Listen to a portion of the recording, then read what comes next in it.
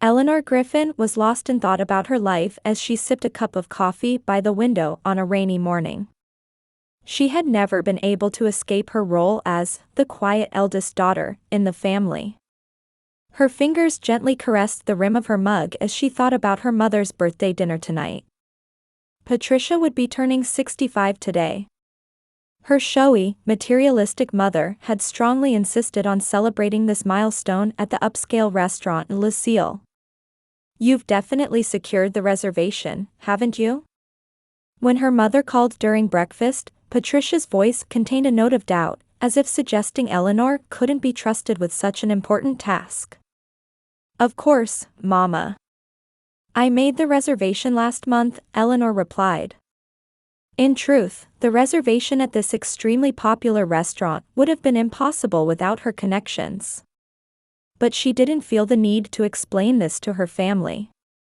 As Eleanor hung up the phone, her eyes drifted to a series of novels lined up on the bookshelf in her study. The name E.G. Winters gleamed in gold on each spine. This was her secret life. Not as a mundane employee at an accounting firm, but as a New York Times best-selling author. This double life had begun 10 years ago, after her father passed away. Jonathan Griffin had been the only family member who always supported Eleanor's creative talents. After his death, the family dynamics changed dramatically. Her mother Patricia and sister Vanessa became more blatant in their dismissal of Eleanor. In their eyes, she was just an ordinary woman, with no ambition or special talent. "Ellie, what did you get for Mama's birthday present?" A text message from her sister Vanessa interrupted her thoughts. Vanessa had married 4 years ago, but recently divorced and moved back in with their mother. "It's a secret. I'll save it for tonight," Eleanor replied. In fact, she had booked a luxurious trip to Paris for her mother. Thanks to the royalties from her latest book, such extravagance was now possible. As Eleanor was finishing her coffee, her phone rang.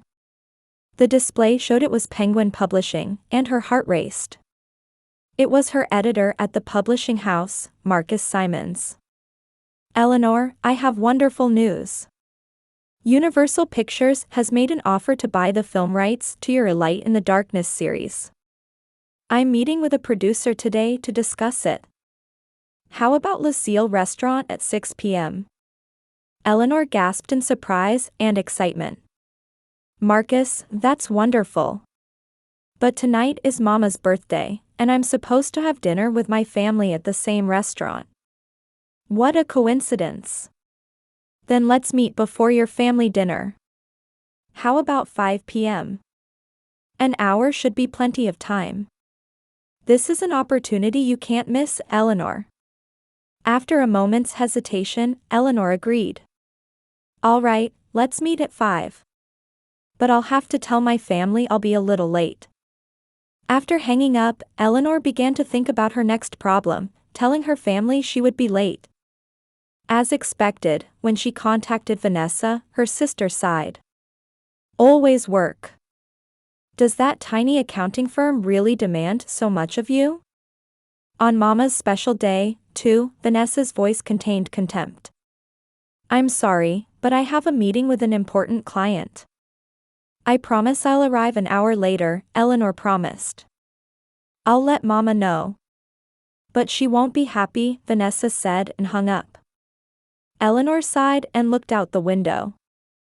The rain had stopped, and sunlight was beginning to break through the clouds.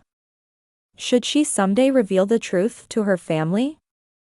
Her success, her wealth, and who she really was? Or should she continue to keep her secret? She pondered this dilemma for a while. In a way, this double life protected her. As Eleanor Griffin, she was exposed to her family's harsh criticism and indifference, but as E.G. Winters, she was respected and admired. Someday, she quietly told herself. Someday, they will know the real me. She stood up and began preparing for tonight. Documents for contract negotiations, champagne to celebrate success, and a special birthday card for her mother. Tonight would be special in many ways. Eleanor could feel it. The wheels of fate had begun to turn, and her two worlds were finally about to intersect. At 4 p.m., Eleanor was making final preparations in her apartment. She carefully took out a black silk dress from her closet. She usually reserved this dress for literary award ceremonies or important publishing parties. Today was special. The film rights to her novel might be secured. Eleanor put on the dress and stood in front of the mirror. The simple yet sophisticated dress fit her slender figure perfectly. She carefully selected a necklace and earrings, and styled her hair in an elegant updo. "This will do," she smiled at her reflection. She was satisfied with her appearance as E.G. Winters. But her expression quickly clouded. Tonight, when meeting her family, she would need to change into more modest attire to meet their expectations. As Eleanor, she couldn't appear to be trying too hard in their eyes. As she was making the final touches, her phone rang. It was her mother. "Come right away. The restaurant has sent a special limousine. Vanessa and I are already ready." Eleanor was confused. "A limousine? I didn't arrange anything." "It must have been when you made that reservation," Patricia said smugly. "They know who I am. Now, hurry up." Before the call ended, Eleanor heard her sister's high-pitched laugh. She peeked out the window and indeed saw a luxurious white limousine parked in front of the house. This was strange. When she had made the reservation at the restaurant, she had used the name E.G. Winters rather than her own name, but she hadn't requested any transportation service. While Eleanor was pondering this, her mother and sister came out of the house. Patricia was wearing an emerald green evening gown with a flashy pearl necklace. Vanessa had chosen a bright red dress, adorned with gold accessories. Both were dressed to the nines to show off. "What are you dawdling for?" Patricia called from the entrance. Eleanor hurried down the stairs toward the entrance. "I'm not ready yet. And I told you I'd be a little late, remember? I have an important meeting." "Your little accounting job is more important than my birthday?" Patricia pursed her lips. Eleanor took a deep breath internally. "Of course not. But it's a really important meeting. I'll be there in an hour, as I promised." "Fine," Patricia said with dissatisfaction. She began walking toward the limousine. The chauffeur opened the door and bowed respectfully. "Let's go, Vanessa," Patricia said. Before getting into the limousine, Vanessa looked Eleanor up and down. "Is that what you're wearing tonight? Isn't it a bit plain?" "No, I plan to change after my meeting," Eleanor replied. At this point, Eleanor stepped forward to get into the limousine. But her mother quickly waved her hand to stop her. "Aren't you coming later? This car is for me and Vanessa. You can come on your own." "But..." Eleanor began, but Vanessa interrupted with a laugh. "It'll be good exercise, and it suits a poor person. Your cheap dress wouldn't fit in this limousine anyway." Eleanor felt the sting, but tried not to show it on her face. This wasn't new. Her family had always treated her this way. "All right," she answered calmly. "I'll see you at the restaurant." "Don't be late," Patricia warned. The limousine door closed, and the car slowly drove away. Eleanor stood there for a moment, struggling with the complex emotions welling up inside her. She loved her family, but their attitude was sometimes unbearable. As she was lost in thought, her phone rang again. "It's Marcus. I have good news.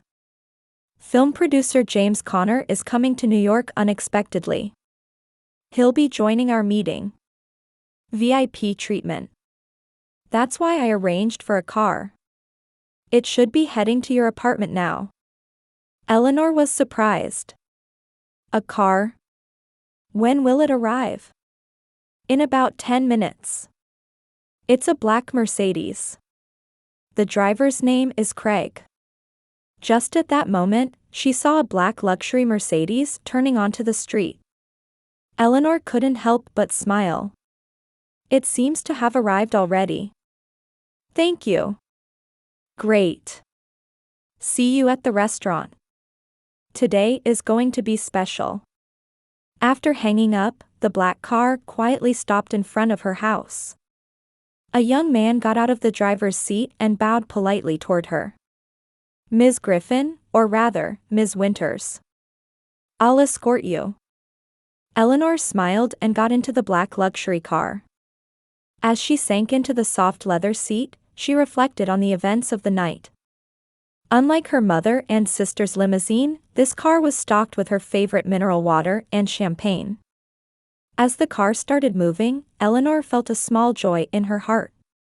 Tonight, a long-suppressed truth would be revealed. She was ready to end her double life. The time had come for E.G. Winters and Eleanor Griffin to no longer be separate people. The car slid into the rear of Lucille, to the VIP entrance.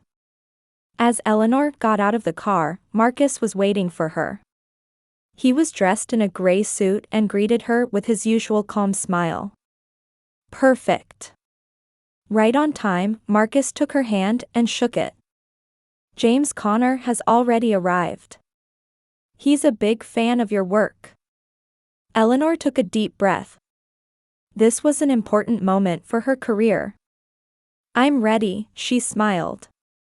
Inside the restaurant, soft lighting and elegant decor created an atmosphere of luxury and calm.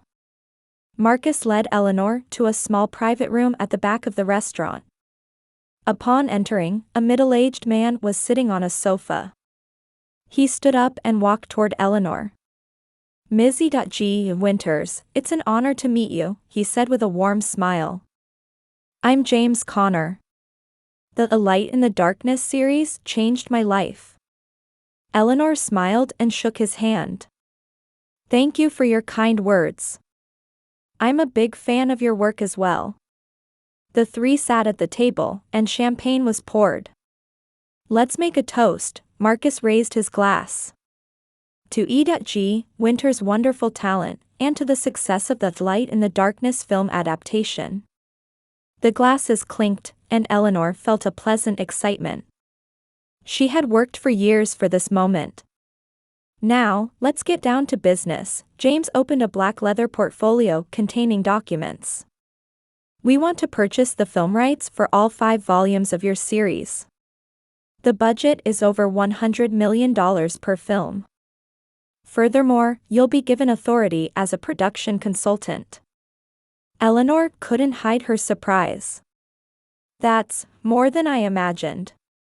Your work transcends ordinary fantasy novels, James continued enthusiastically. The themes of human psychology, family complexity, and personal growth are beautifully portrayed. We want to preserve that essence. Marcus turned to Eleanor. These are unprecedented favorable terms, Eleanor. The publishing house fully supports this. Eleanor nodded slowly. I accept the proposal. But I have one condition. She hesitated for a moment. I want my real name to appear in the credits. The room fell silent for a moment. Marcus showed a surprised expression. Your real name? As Eleanor Griffin? Yes, Eleanor said with determination. I want to end my anonymous life as E.G. Winters. I think it's time to be recognized as myself. James looked at Eleanor with curious eyes. That's an interesting decision. Is there a special reason? Eleanor gazed into the distance. It's about my family. They don't know my true identity.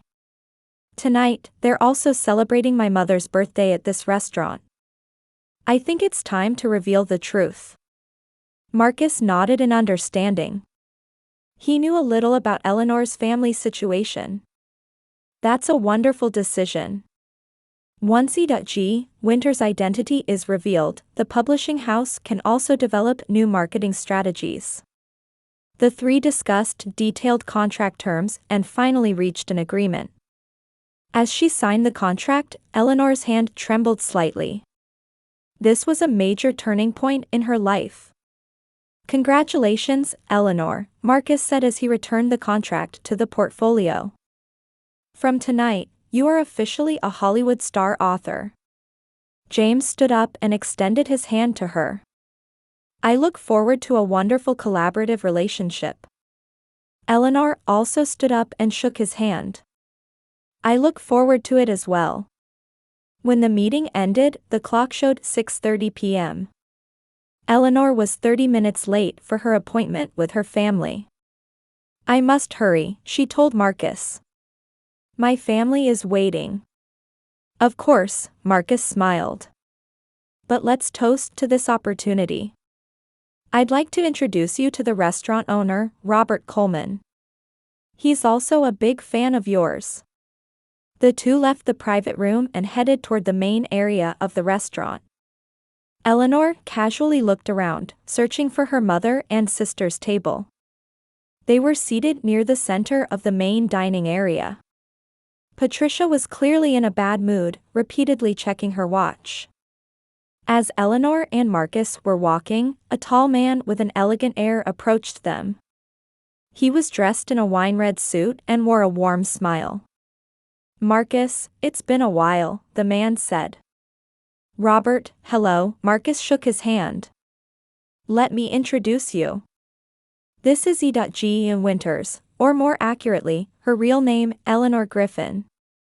Robert's eyes shone with surprise and excitement. "Really? You're E.G. Winters?" His voice was loud enough to be heard by those nearby.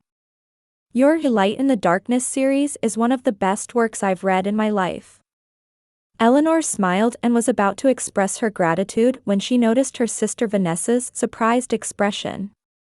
Vanessa had noticed their interaction and was whispering to her mother. Patricia was now looking in her direction as well. "Mr. Robert, thank you for your kind words," Eleanor replied politely. "Actually, I'm planning to have dinner with my family here tonight. It's my mother's birthday." "That's wonderful," Robert was delighted. "Please accept special champagne as a gift from me. And congratulations on your film contract. I heard from the staff." Marcus placed his hand on Eleanor's shoulder. "Well, you should go to your family now. Let's discuss the details tomorrow." Eleanor nodded and said goodbye to Marcus and Robert. Then, taking a deep breath, she began walking toward her mother and sister's table. As she approached, she saw that her mother and sister's expressions were filled with confusion and surprise. Patricia straightened her back and furrowed her brow. Vanessa's mouth was half open as she stared at Eleanor's elegant dress. Eleanor said in a calm voice, "I'm sorry I'm late." "What's going on?" Patricia asked in a confused voice. "The restaurant owner was talking to you. And your clothes are..." Her words trailed off as a waiter brought champagne to the table. "Special champagne from Mr. Coleman," the waiter said politely. "It's to celebrate Ms. Griffin's film contract." Eleanor smiled at the waiter and said, "Thank you." After he left, she slowly took her seat. "What film contract?" Vanessa asked with wide eyes. "Aren't you an accountant?" Eleanor took a deep breath. It was time to reveal the truth. "Actually, I've been living a secret life," she began quietly. "I write novels under the pen name E.G. Winters." E.G. Winters?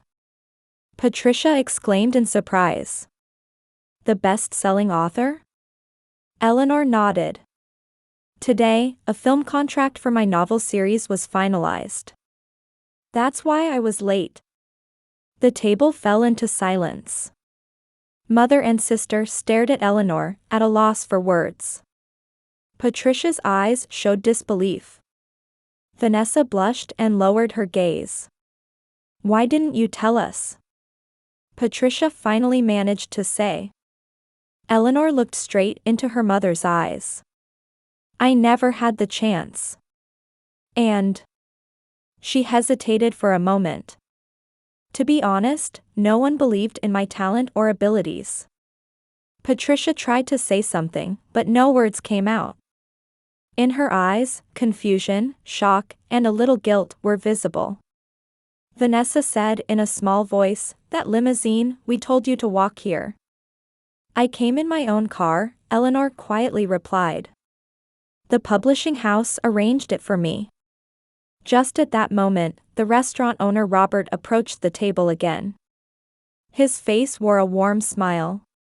Ms. Griffin, is everything to your liking? He asked politely. Yes, thank you, Mr. Coleman, Eleanor answered with a smile. Wonderful, Robert was pleased. And here is the special birthday dinner menu for your mother. The chef has prepared a special course for you. Patricia received the menu from Robert with an expression of surprise and confusion. Thank you, she said in a small voice. After Robert left the table, the three women were again enveloped in silence. Eleanor took her champagne glass and quietly said, Let's toast to Mama's birthday. And to new beginnings. Patricia and Vanessa, who still didn't seem to fully understand the situation, slowly raised their glasses. The three glasses quietly touched in the air, making a small sound. Eleanor observed her family's reactions. Patricia's face showed complex emotions, surprise, confusion, and something gradually welling up. Vanessa kept her eyes lowered, fidgeting with the edge of her napkin. E.G. Winters. Patricia finally opened her mouth. I've been reading your books for years. I've read the third volume of A Light in the Darkness multiple times. Eleanor was surprised. She didn't know her mother had read her work. Really? Yes, of course, Patricia blushed slightly. That scene where the protagonist Marianne struggles with her relationship with her mother makes me cry every time I read it. Eleanor smiled quietly. The character of Marianne had indeed drawn much inspiration from her own life. Particularly, the complex relationship with her mother somewhat reflected her relationship with Patricia. I didn't know that. Patricia sighed deeply. Why didn't you tell us? For 10 years. Eleanor took her wine glass and slowly swirled it. At first, I thought I might fail. But even after I succeeded. She continued, choosing her words carefully, when something good happened in my life, it was often belittled or completely ignored. That's not true. Vanessa suddenly exclaimed. But the guilt that flashed in her eyes betrayed the lie in those words. Vanessa, Eleanor said gently. Just earlier, you told me, it'll be good exercise, and it suits a poor person. Vanessa's face turned bright red. It was a joke. I didn't mean. I've heard such jokes every day for 10 years, Eleanor said quietly, with no anger, just stating a fact. Especially after Papa died. Tears welled up in Patricia's eyes.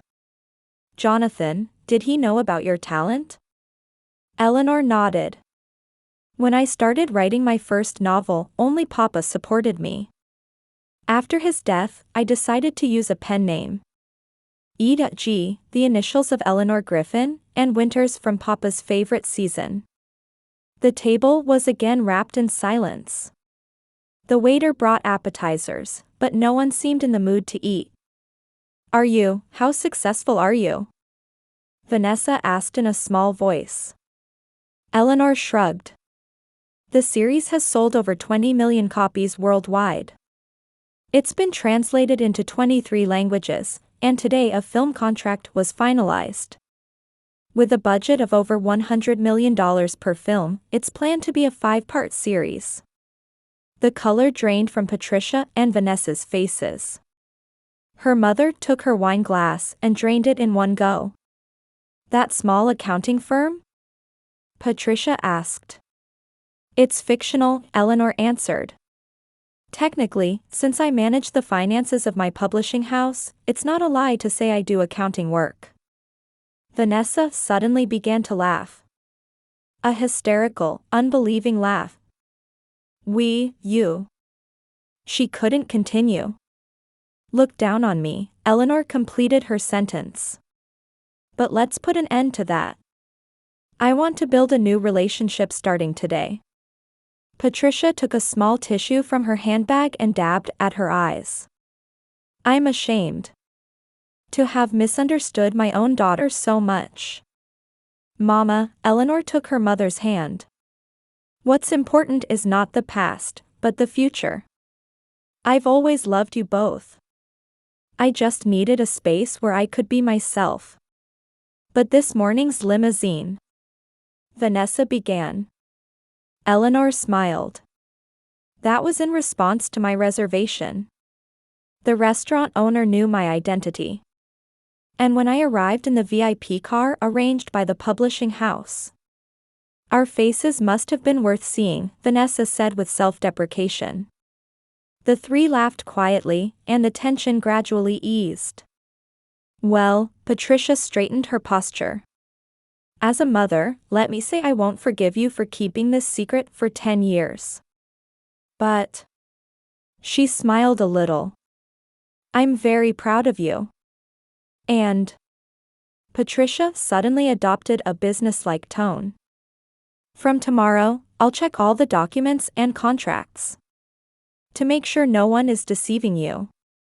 Eleanor couldn't help but laugh. This was the Patricia she knew. A mother who always wanted to maintain control. But this time, she felt a kind of affection in that demeanor. All right, Mama, she agreed. But I have an excellent legal team, and I've managed my business successfully for 10 years. I'll still check, Patricia wouldn't yield. Vanessa raised her glass. To E.G. Winters, no, Eleanor Griffin. The three women clinked glasses again. In this simple ritual, there was a new beginning, a new understanding. In her heart, Eleanor silently thanked her father. If Jonathan had been here, he would surely have been proud. 1 year later, in Eleanor's penthouse apartment near Central Park in New York. The greenery of the park spread out before her from the window. Eleanor stood on the balcony, enjoying her morning coffee. Just 1 week until the film's premiere. Turning around, she saw Patricia coming out from the living room. Even past 65, her mother remained elegant and dignified. She wore an emerald brooch on her chest and stood next to Eleanor. Are you nervous? Patricia placed her hand on her daughter's shoulder. Eleanor smiled. A little. But the director stayed faithful to the original, and the response at the test screening was very positive. Eleanor's life had changed dramatically over the past year. After E.G. Winters' identity was revealed, the media flocked to her. Interviews, television appearances, and book signings followed one after another. And the film adaptation of Light in the Darkness had become one of the most anticipated projects in Hollywood.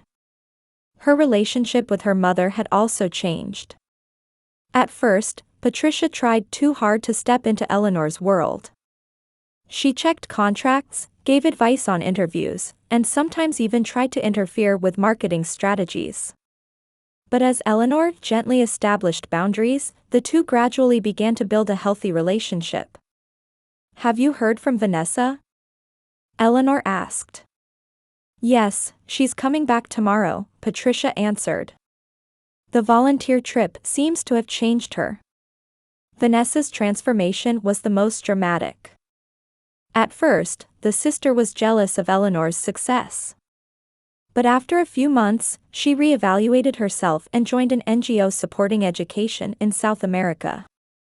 How's the new novel coming along? Patricia asked. Eleanor picked up her coffee cup and took a sip.